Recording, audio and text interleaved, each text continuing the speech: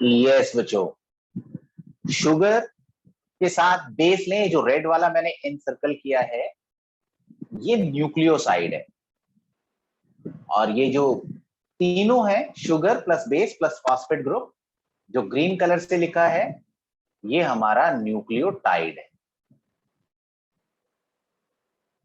Sugar plus base plus phosphate group.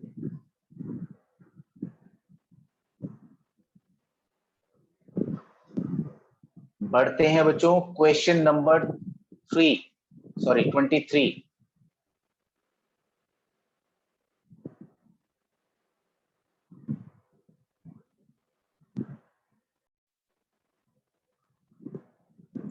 Question number 23 है, the two strands in DNA are not identical but are complementary. जो दो strand DNA में है वो एक जैसी नहीं है, कैसी है? कॉम्प्लीमेंट्री है। Two strands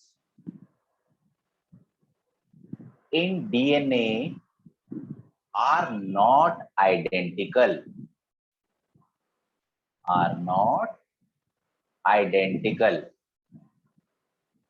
they are complementary।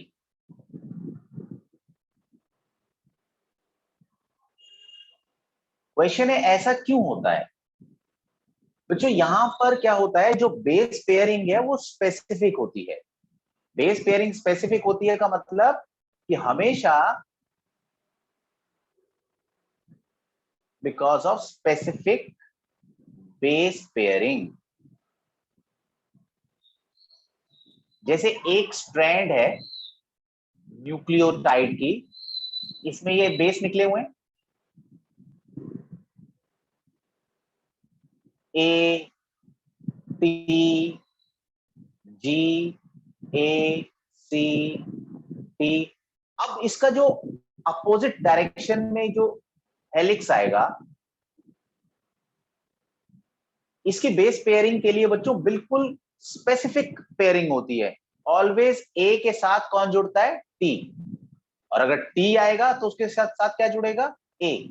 ऐसे ही जी के साथ सी, यूएनआइन के साथ साइटोसिन, साइटोसिन के साथ यूएनआइन। तो यहां वाला टी ही होगा। ये टी है तो इसके साथ ए होगा, जी है तो इसके साथ सी होगा, ए के साथ टी, सी के साथ जी, टी के साथ ए। तो जो दूसरी स्ट्रैंड बनेगी वो फर्स्ट स्ट्रैंड पर ही डिपेंड करेगी। फर्स्ट स्ट्रैंड ही हमारे सांचे की तरह एक्ट करेगी, और जो दूसरी स्ट्रैंड है उसमें बेस हमेशा एक स्पेसिफिक सीक्वेंस में ही होंगे। तो दो स्ट्रैंड डीएनए के आइडेंटिकल नहीं होते, दे आर कॉम्प्लीमेंट्री, क्योंकि बेस पेयरिंग स्पेसिफिक है। ऑलवेज ए के साथ टी और जी के साथ सी, therefore we can say they are always complementary. और बच्चों लास्ट क्वेश्चन है डीएनए और आरएनए, सेकेंड लास्ट क्वेश्चन। इसमें क्या important structural and functional difference है?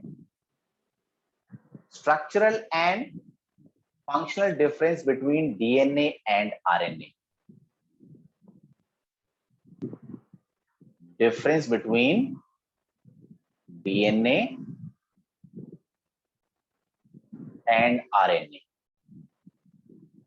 थोड़ा सा स्ट्रेट लाइन खींचते हैं, स्ट्रेट लाइन आ जाएगी, बहुत है।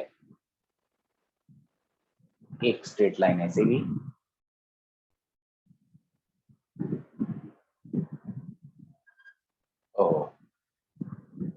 इसको मिटा दिया जाए।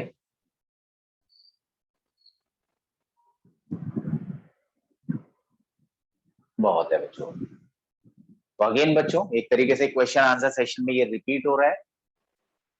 डीएनए डबल हेलिक्स होता है ना, दो पॉलीन्यूक्लियोटाइड चेन होती हैं, जबकि ये सिंगल होता है। इसमें सिर्फ एक ही पॉलीन्यूक्लियोटाइड चेन होती है। दूसरा बच्चों डीएनए में थायामिन बेस होता है, thiamine base in addition to adenine, guanine, cytosine, और जबकि इसमें कौन सा बेस होता है? Uracil base. किसके अलावा? In addition to adenine, guanine, cytosine. चौथा बेस पहले वाले में है थायामिन यानी कि टी, और दूसरे वाले में है यूरासिल यानी कि you. Second main point of difference third है बच्चों, दोनों की शुगर अलग अलग है। पहले वाले में जो शुगर है कौन सी थी बच्चों? D oxy ribose sugar, 2 D oxy ribose sugar, और इसमें होती है बच्चों ribose sugar.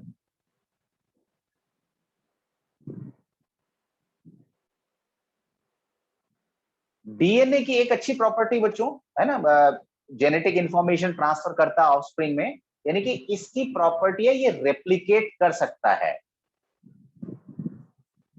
It can replicate.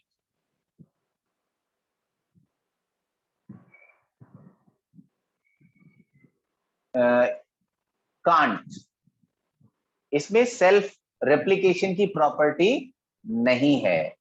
और लास्ट पॉइंट बच्चों, ये क्या करता है? जेनेटिक इंफॉर्मेशन पास करता है, passes the genetic information to offspring। Word छोटे छोटे लिखे हैं बच्चों, रिपीट कर रहा हूं इसलिए छोटे लिखे हैं। और इसमें पढ़ा था आरएनए में ये प्रोटीन बनाता है। These are the important differences between DNA and RNA। Click कर लो या नोट कर, पहले भी कर रखा है, दोबारा करोगे तो अच्छी बात है बच्चों। And last question, different type of RNA कौन कौन से हैं? आरएनए के डिफरेंट टाइप लिखनी है बच्चों। 3 टाइप के आरएनए। पहला बच्चों ribosomal RNA ribosomal RNA. Short में लिखना है तो छोटा आर आरएनए, छोटे आर का मतलब राइबोसोमल आरएनए। कोई फंक्शन क्या है, क्या यूज करना है, हमें नहीं जाना बच्चों उसके डिटेल में, अब क्या कभी भी नहीं जाना। ट्रांसफर आरएनए बायो वाले बच्चे जाएंगे, छोटा लिखा टी और आगे लिख दिया आरएनए।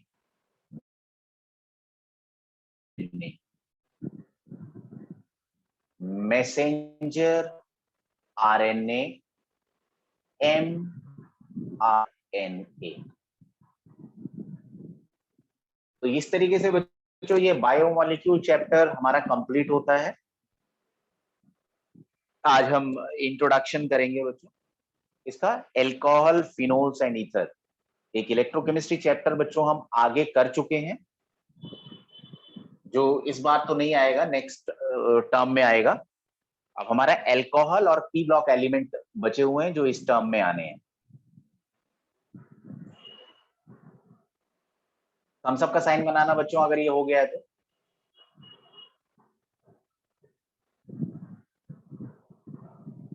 एक्चुअल थम्स अप तो नहीं आएगा, साइन तो आ ही जाएगा। ठीक है, चलो लिखो बच्चों, alcohols, phenols and ether. Introduction हो सकता है, समय है हमारे पास। लिखो alcohols, phenols and ethers. Alcohol, phenols और ईथर में बच्चों, एल्कोहल और फिनोल के अंदर दोनों में फंक्शनल ग्रुप OH होता है।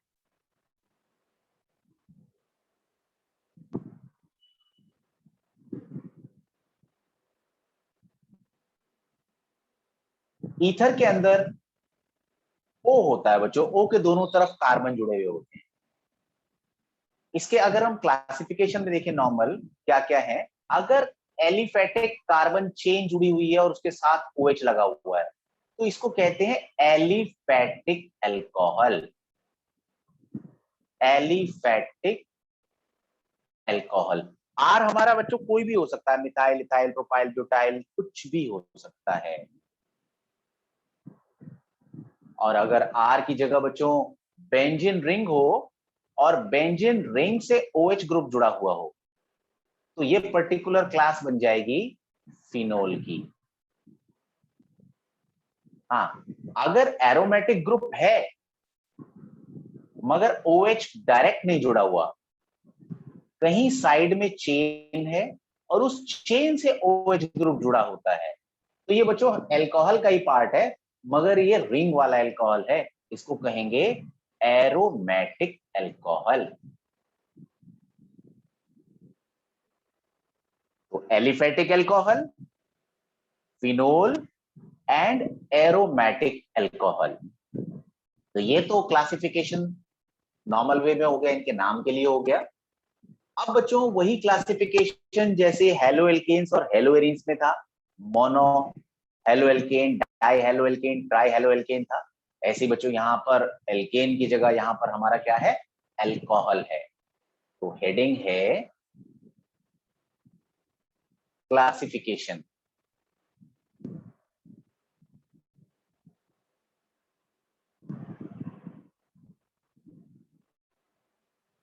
एल्कोहल फिनोल दोनों की क्लासिफिकेशन कर रहे हैं based on number of OH group, based on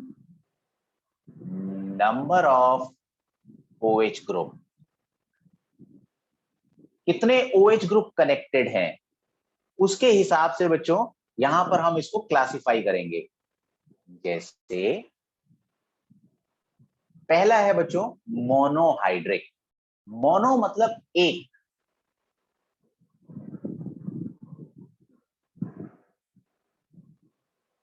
monohydric अगर हमारा एल्कोहल है तो हम लिखेंगे बच्चों कोई भी एल्काइल ग्रुप और एक OH कनेक्ट हो जाए। और मोनोहाइड्रिक में अगर बच्चों फिनोल है तो बेंजीन रिंग बनाएंगे और उसमें कहीं भी एक OH जोड़ दो, यानी सिंगल OH ग्रुप। एल्कोहल है या फिनोल है, ऐसे ही जैसे बच्चों मोनोहाइड्रिक हमने किया,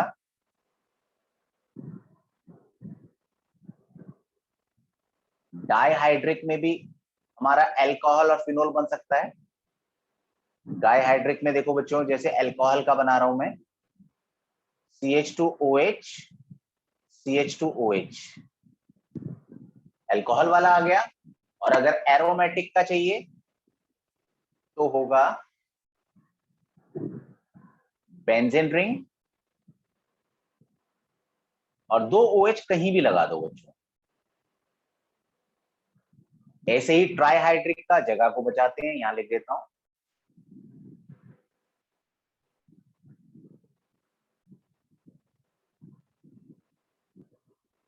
ट्राईहाइड्रिक,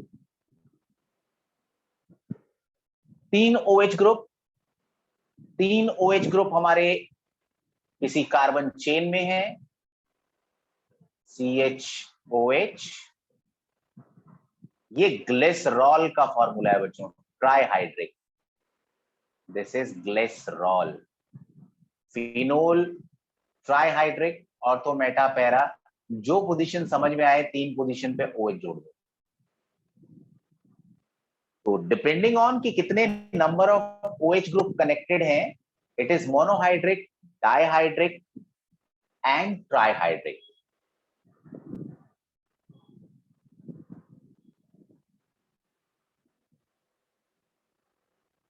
नोट हो जाए तो बच्चों बताना।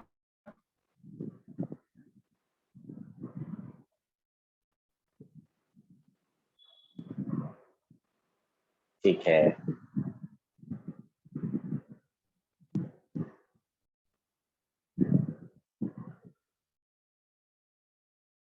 लास्ट बच्चों,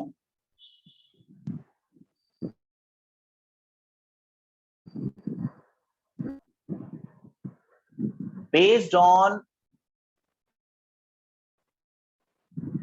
the type of carbon to which OH is connected, classification इस पे कार्बन कौन सा हाइब्रिडाइजेशन कैरी कर रहा है जिससे OH ग्रुप जुड़ा हुआ है। बिल्कुल देखा जाए तो क्लासिफिकेशन जैसे पहले किया था बच्चों हमने, वैसे ही है।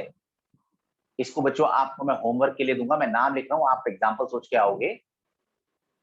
एक एल्काइल एल्कोहल,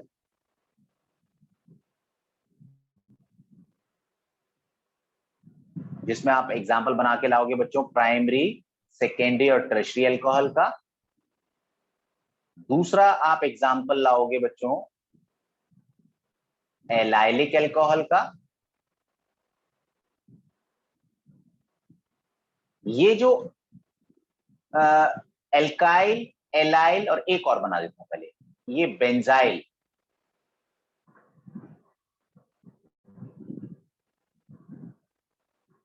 ये बच्चों किस कैटेगरी में आते थे? ये आते हैं जब कार्बन sp3 है जिससे OH ग्रुप जुड़ा है। जैसे हमने हेलो एल्केन्स में भी पढ़ा था, alkyl halide, allyl halide and benzyl halide. दूसरा एल्काइल अल्कोहल ढूंढोगे, तीसरा बेंजाइल अल्कोहल। आपने करना क्या है, जहां हेलोजन था उसकी जगह पर सिर्फ आपका OH आएगा। और दूसरी क्लासिफिकेशन थी बच्चों जिसमें दो आते थे, जब sp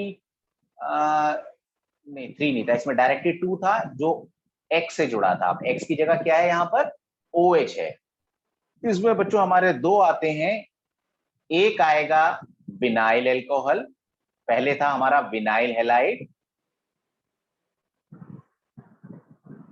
और एक था हमारा हेलो एल्केन या एल्काइल एराइल हैलाइड था।